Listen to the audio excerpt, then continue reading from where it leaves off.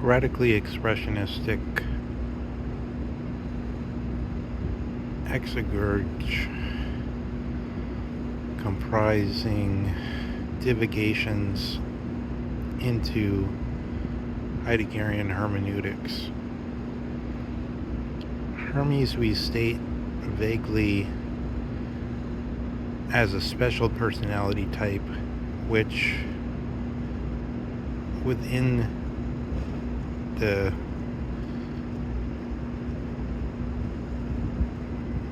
systems of semiotic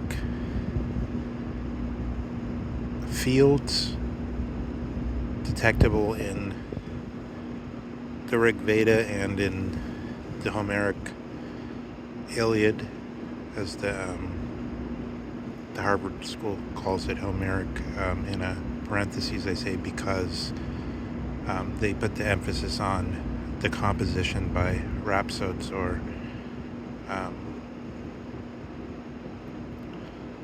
the reciters of the poem rather than on one specific author, Homer.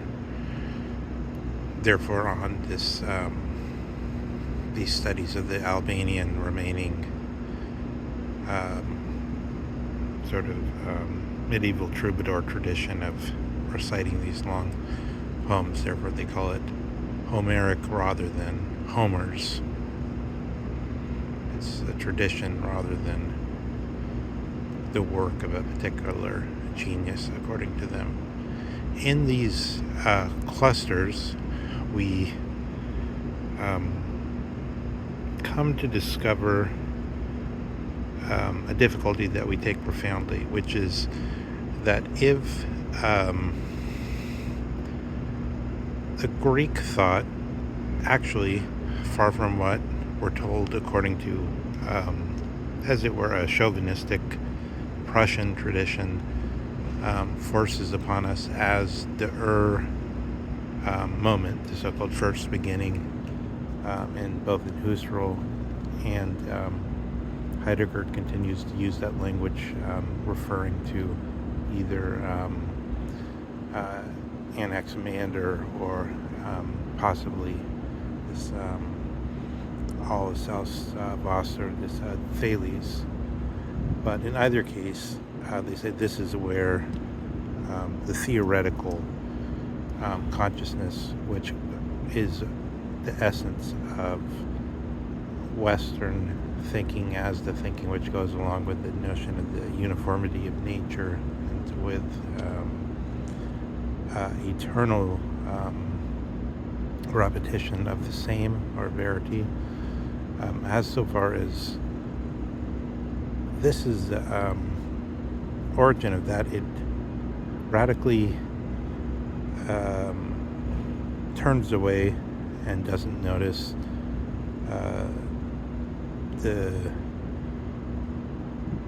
strata of thinking that went on in the Indic world. So we have back beyond the Archaic period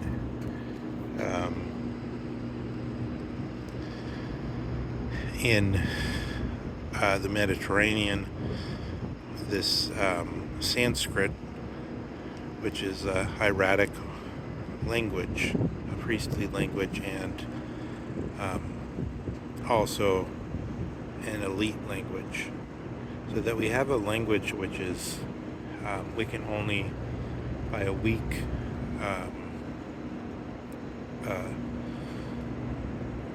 analogy, which allows us to be able to think about it, because we can compare it to something else and get outside of it. So it's no longer singular, but it's comparative. We can compare it to the products of terms of art and technical usage in the modern university. So, okay, that comprises 1,000 years, more or less, or let's say 800 years, maybe the University of Bologna, something like that. But so then there's a great variation within that, and then the current one is the I don't know, it gets more airplay, so maybe I'm just playing into the media, but we hear constantly of the people who are being deplatformed because they're anti-wokeness. So something like that, and what it says is derivative on the terms that are coming out of the university, and then from that we could get into a field where we'd see all kinds of terms related to cis-normal and the gender identity, even the phrase gender identity, and all these kind of terms of art which have come out of the university. Yes. So this is, in other words, language which was deliberately reduced for because it made sense to somebody and probably for some purpose. So we have the same thing back behind the so-called first beginning. In parentheses, it's a weird parentheses, but I'll just say it just occurred to me here that yes, it's true that Adorno and Horkheimer in their book about I forget how it's called, but where they reject n number of enlightenments, say 1,000 enlightenments prior to what we call the Aufklärung or the Lumiere. There's at least one that we can see in this strong sense, which is this Indic one.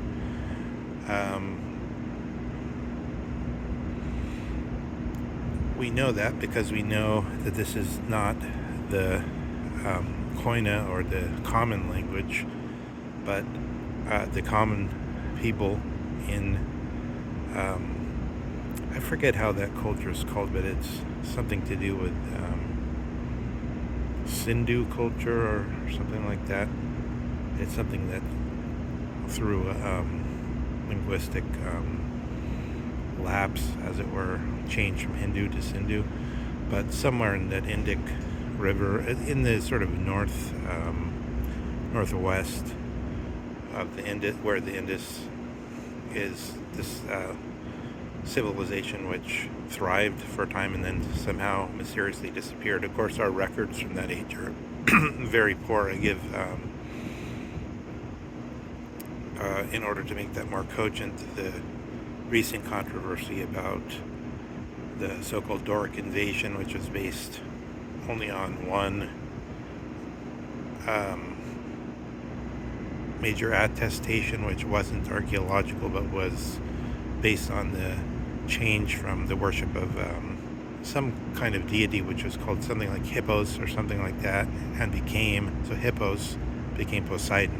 You see, you can kind of hear that it sounds in a funny pinka pinka clink clink clink kind of way. It kind of sounds Poseidon, Hippos, similar, but the a god of the horses of the steppes became the god of the sea, supposedly because the Dorics came down maybe from the Caucasus Mountains to Mycenae and dethroned the Wanaks and the Wanaks, the old warrior priest, and started a new civilization, which then we superimpose over that the new view, which is sort of that there was some kind of social unrest going on for like 1,000 years, and then finally Draco comes out in the name of the archaic middle class, says we have to make the this, which was before only known to the within the esoteric regions of the people who knew the law, has to be now promulgated to the laos, to the people, or to the publicly. So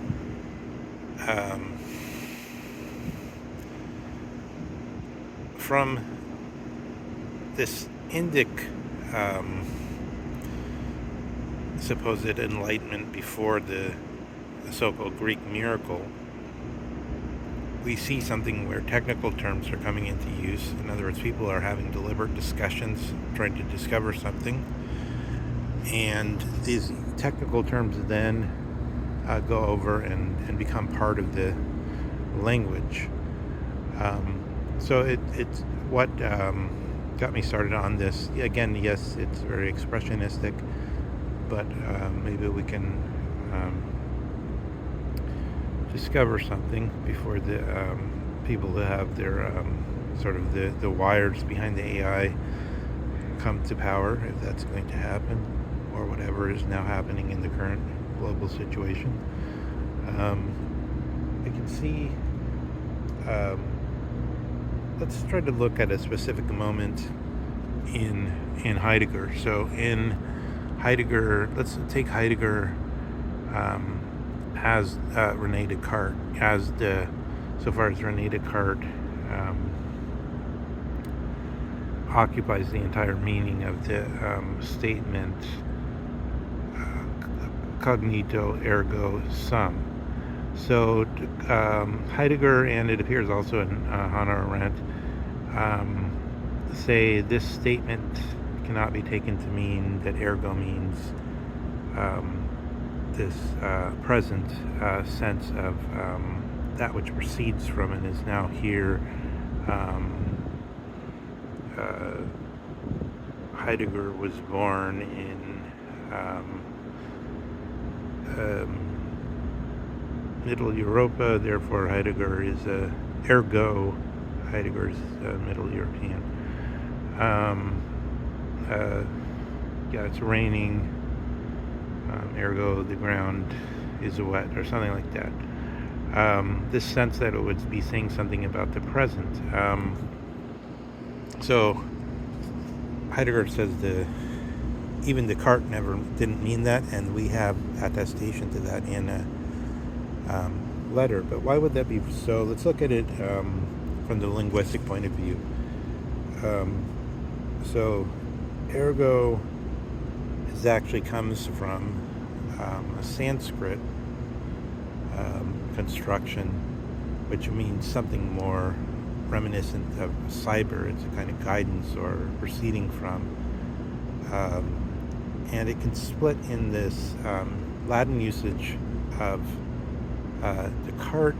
It meant instead this exo, to do, which is the future rather than the present. The one that we just went through is the usual one, the present, but it can also mean something that's saying something about the future. So I think that's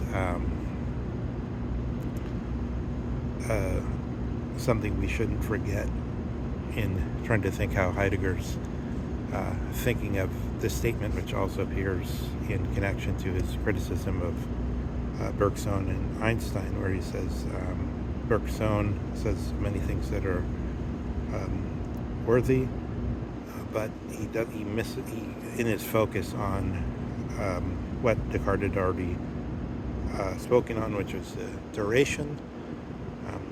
In other words, that there could be, besides from has, and even in Aristotle sort of allows it, there could be, aside from change being the whole meaning of time, I think Aristotle says exactly that either time is change, or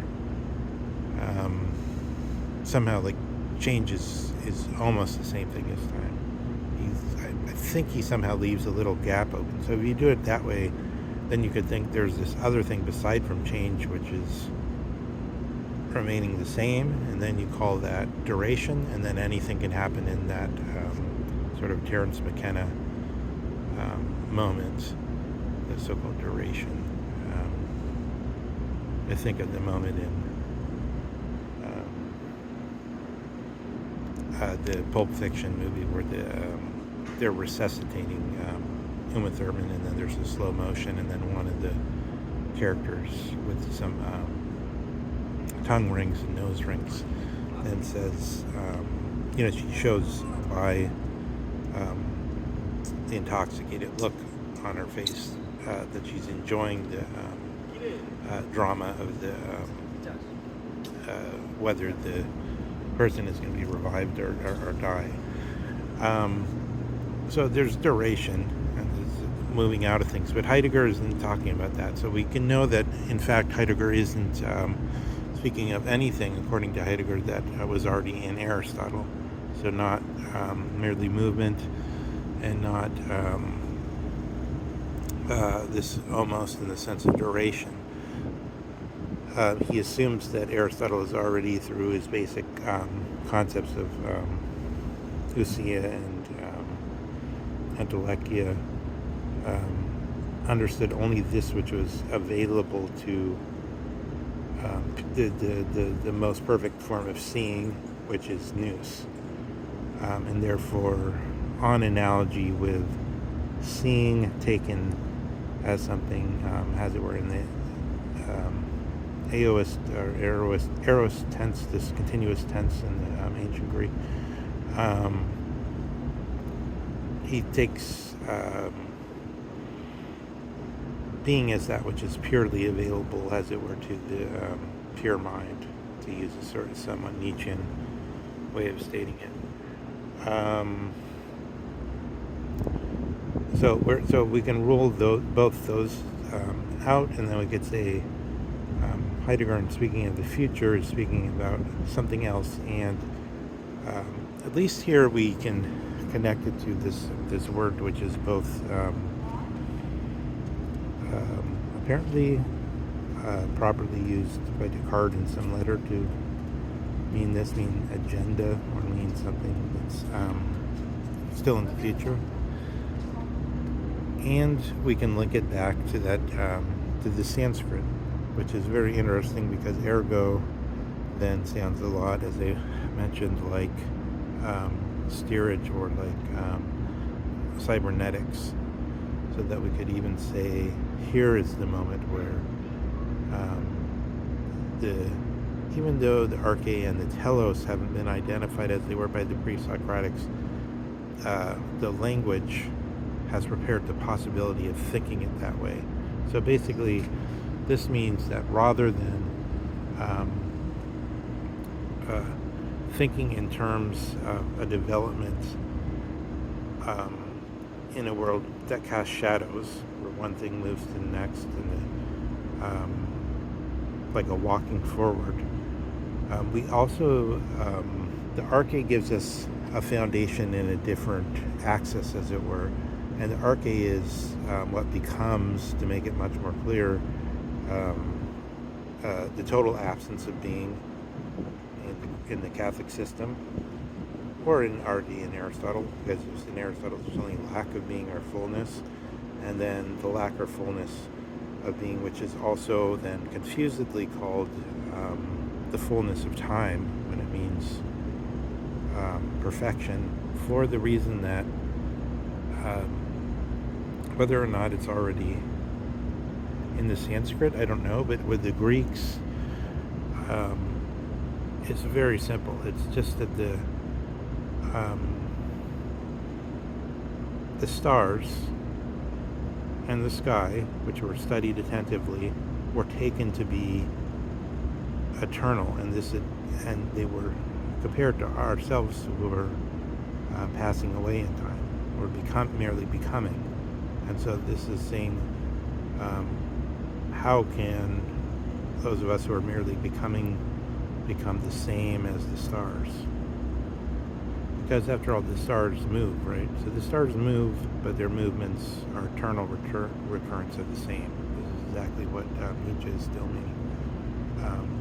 There's a belief that we have direct access to the eternal recurrence of the same, as it were, in the great wheel of the night sky. And this is the great leading analogy. So then you could see how Heidegger, when he speaks of future, is open with respect to the meaning of time, because he's already seen time take on several different explications. One in this version of time, which seems to be available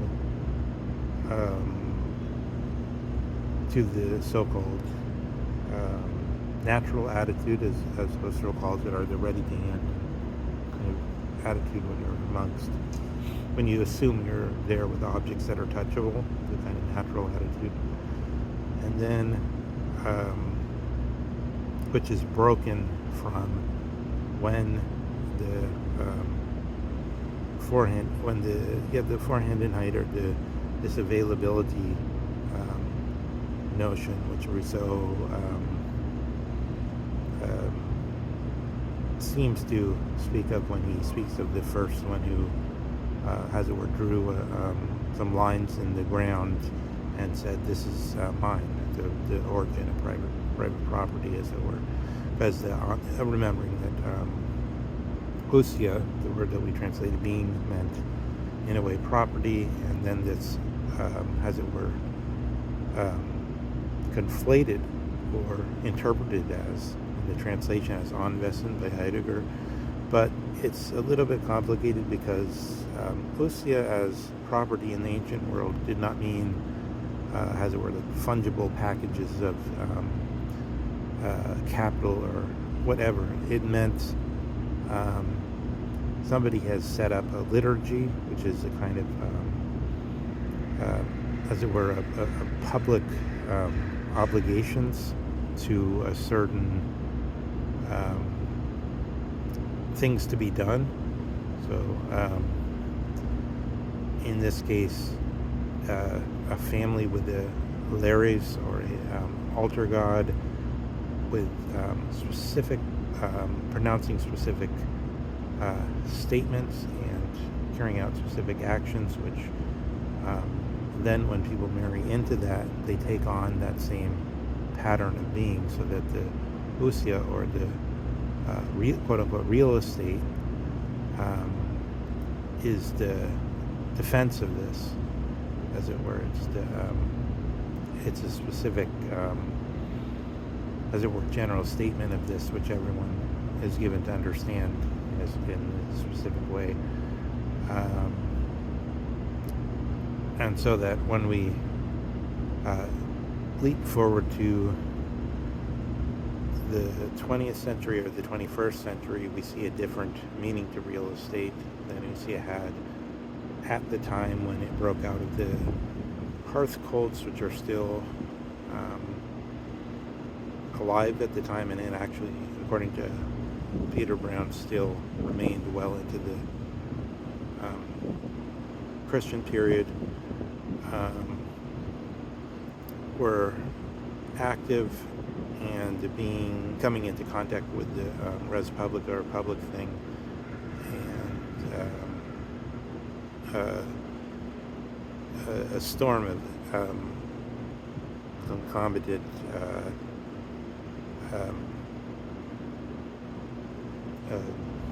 matters comes into view. You can see such a thought has difficulty in sorting them out, and then if we try to put them in patterns, then of course we can get into all kinds of difficulty of dogmatic axioms and